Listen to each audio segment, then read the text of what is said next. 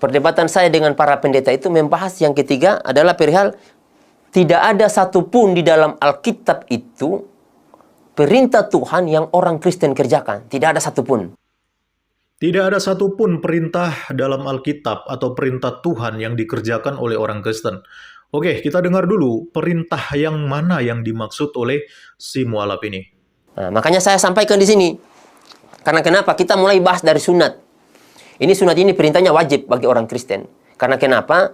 Di kitab Kejadian 17 ayat 13 jelas dikatakan di situ. Setiap laki-laki, Kejadian 17 ayat 14. Setiap laki-laki yang tidak dikerat kulit katanya, maka akan dilenyapkan dari antara orang-orang sebangsanya. Ini kata Allah. Ya, dia bilang katanya Kristen itu wajib sunat. Saya nggak tahu di mana dalilnya Kristen wajib sunat. Dan yang dia pakai adalah dalil Kejadian di mana pada waktu itu Kristenan belum lahir. Pada waktu Kejadian, ya, mengenai tentang perjanjian sunat itu diberikan kepada Abraham, yang mana menjadi cikal bakalnya orang-orang Yahudi lah, sebagai nenek moyangnya orang-orang Yahudi. Jadi jangan kamu sangkut pautkan dengan kekristenan, enggak. Karena ini sunat merupakan tanda perjanjian Allah dengan Abraham dan keturunannya. Makanya kamu baca secara lengkap, Kejadian 17 ayat 13 mengatakan begini, orang yang lahir di rumahmu dan orang yang engkau beli dengan uang harus disunat. Maka dalam dagingmu lah perjanjianku itu menjadi perjanjian yang kekal. Ini perkataan Tuhan kepada Abraham yang merupakan cikal bakalnya orang Yahudi, yang merupakan nenek moyangnya orang Yahudi. Jadi yang diwajibkan di sini adalah orang yang lahir di rumahmu dan orang yang engkau beli dengan uang harus disunat. Jadi yang merupakan kewajiban untuk disunat sini adalah Abraham dan keturunannya berserta dengan budak-budaknya. Sebagai apa? Sebagai tanda perjanjian Allah dengan Abraham sebagai cikal bakalnya bapa daripada orang Yahudi, ya, dari orang-orang Israel. Dan sampai sekarang sunat itu masih menjadi tradisi, masih diwajibkan kepada orang-orang Yahudi. Jadi nggak ada masalah. Jangan kamu sangkut pautkan dengan kekristenan. Kekristenan itu kan lebih luas, mencakup dari segala bangsa, bukan hanya berasal dari orang Yahudi. Ada orang Yunani, ada orang Indonesia, ada orang-orang Eropa. Itu namanya kekristenan yang percaya kepada Kristus. Tetapi tentang kewajiban sunat itu hanya dikhususkan kepada Abraham dan keturunannya sebagai tanda perjanjian Allah kepada Abraham.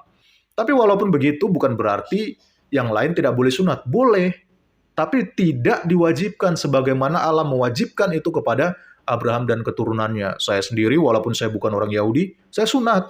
Tapi nggak mungkin dong saya tunjukkan kepada kamu, kan? Nggak mungkin. Karena saya berpikir ya supaya menurut medis sehat, ya saya lakukan. Tapi bukan berarti saya menganggapnya kalau sunat itu ya nanti saya masuk surga. Bukan itu yang penting ya. Tetapi sini sekali lagi saya mau tekankan, sunat itu hanya tradisi orang-orang Yahudi, di mana pada hari ke-8 mereka wajib untuk disunat. Nah, kemudian pendeta saat itu menyangka kepada saya. Jadi katanya begini, kata pendeta, kedatangan Yesus itu adalah memperbarui perjanjian lama. Jadi khitan ini tidak berlaku. Saya bilang sama pendeta begini, Pak Pendeta keliru. Pak Pendeta keliru jika mengatakan bahwa Yesus itu datang untuk memperbaharui kitab lama. Oh, salah. Mari kita baca kitab Matius 5 ayat 17. Silakan teman-teman buka. Jadi kita buka Matius 5 ayat 17. Ini. Jadi dalam kitab Matius 5 kata Yesus, ini kata Yesus ini. Jadi bukan kata saya. Kata Yesus di sini, jangan kamu menyangka bahwa aku datang untuk meniadakan hukum Taurat atau kitab para nabi. Aku datang bukan untuk meniadakannya, melainkan untuk menggenapinya. Lanjutannya pada ayat 18. Karena aku berkata kepadamu, sesungguhnya selama belum lenyap langit dan bumi. Nah, ini yang harus kita garis bawahi bersama. Sebelum lenyap langit dan bumi, satu titik atau satu iota dari hukum Taurat tidak akan dihilangkan, tetapi digenapi. Nah, mari kita kembali ke ayat sunat tadi itu. Di kitab Kejadian 17 ayat 14 itu adalah hukum Taurat. Nah, hukum Taurat ini kata Yesus tidak akan pernah hilang itu sampai hari kiamat. Nah, karena itu perjanjian Allah dengan Abraham sampai turun-temurun. Itu kata Abraham, kata Allah kepada Abraham. Sehingga Yesus menguatkan pada ayat ini bahwa hukum Taurat itu tidak akan ditiadakan, tetapi akan digenapi. Memang tolol manusia satu ini ya. Dia bilang katanya sunat itu merupakan hukum Taurat. Kamu ngerti nggak sih hukum Taurat itu apa? Dan perjanjian Allah dengan Abraham itu apa? Hukum Taurat itu baru ada ketika zaman Musa. 10 hukum Taurat. Ya, jauh sebelum Musa ada, sunat itu adalah tanda perjanjian Allah dengan Abraham. Lalu kamu bilang bahwa sunat itu merupakan hukum Taurat. Itulah tololnya kamu. Bagaimana mungkin sunat bisa menjadi hukum Taurat sementara hukum Taurat ada di zaman Musa? Sunat sudah ada di zamannya Abraham. Memang kamu nih, otakmu itu memang tolol sekali. Inilah akibat kamu nggak bisa bedakan antara hukum Taurat dengan perjanjian Allah kepada Abraham. Ya, faktanya kan memang tidak ada dalam Alkitab, dalam kitab suci kami, satu kata pun, bahkan satu iota pun yang dihapus atau dikurangi di dalam Alkitab. Semua tertulis sebagai mana adanya. Bahkan kamu tadi pakai kata-kata yang kamu ubah sendiri. Kamu bilang diperbaharui. Nggak ada. Yesus menggenapi, bukan memperbaharui. Semua hukum Taurat itu sudah selesai digenapi di dalam karya penebusan Yesus Kristus. Kenapa dikatakan begitu? Karena hanya Yesus satu-satunya pribadi yang bisa menggenapi hukum Taurat. Manusia tidak satupun yang bisa menggenapi hukum Taurat. Apa itu hukum Taurat? Yaitu jangan membunuh, jangan berzina. Itu ada 10 itu. Kamu lihat sendiri di dalam kitab Ulangan itu. Supaya kamu ngerti apa itu hukum Taurat, apa itu tanda perjanjian. Jangan kamu campur aduk dua hal ini. Dari sini aja udah kelihatan kalau kamu itu sangat tolol sekali tapi berlagak pintar mengotak-ngatik kitab sucinya orang Kristen ya. Pada ayat yang kedua, Matius 5, lanjutannya. Matius 5 pada ayat yang ke-19. Ini hati-hati loh. Ini hati-hati umat Kristen. Ini mungkin pendeta tidak pernah bacakan kepada kalian ini. Karena siapa yang meniadakan hukum Taurat, nah ini kata Alkitab ini, bukan kata saya ya. Ini sekali lagi, ini bukan kata saya. Ini kata Alkitab. Karena siapa yang meniadakan salah satu perintah hukum Taurat sekalipun yang paling terkecil, ya, dan mengajarkannya kepada orang lain, ini kata Alkitab, ia akan menduduki tempat paling rendah di surga. Artinya neraka. Di sini. Nah, orang yang meniadakan hukum Taurat artinya itu orang yang akan menduduki neraka. Ini yang perlu teman-teman pahami. Jadi, kitab Taurat ini bukan berarti kedatangan Yesus untuk meniadakan hukum Taurat, tetapi kedatangan Yesus itu untuk menggenapi hukum Taurat. Makanya Yesus disunat. Yesus disunat pada umur 8 hari. Ada ayatnya. Jadi ayatnya Lukas 2 ayat 21. Yesus disunat dan diserahkan kepada Tuhan Simeon dan Hana. Dan ketika genap 8 hari dan ia harus disunatkan, ia diberi nama Yesus, yaitu nama yang disebut oleh malaikat sebelum ia dikandung ibunya. Ini dalilnya. Kalau seandainya Yesus menentang hukum Taurat atau memperbaharui hukum Taurat, seharusnya Yesus tidak boleh disunat. Dia perbaharui itu. Sunat itu tidak boleh disunat lagi karena saya datang untuk memperbaharui. Disunatlah hati atau jenggotnya atau rambutnya yang disunat. Seperti kata pendeta, oh katanya begini, kita itu disunat, kata pendeta ini, yang disunat itu hati. Kita berkelakuan baik, apa? Tidak bisa. Ini jelas loh perintahnya, tidak bisa ditafsir lain karena jelas di sini kata Allah di dalam Alkitab ini dikerat kulit katanya. Berarti dipotong tuh ujungnya.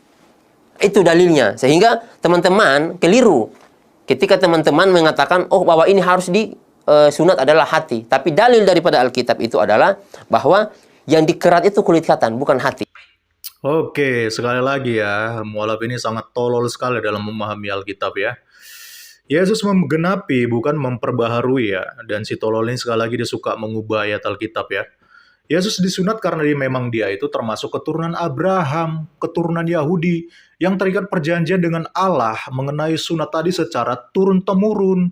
Dan saya sudah katakan tadi, setiap orang Yahudi itu wajib disunat. Karena itu perjanjian Allah dengan Abraham dan keturunannya. Dan karena Yesus merupakan orang Yahudi, dia juga wajib disunat pada hari yang ke-8.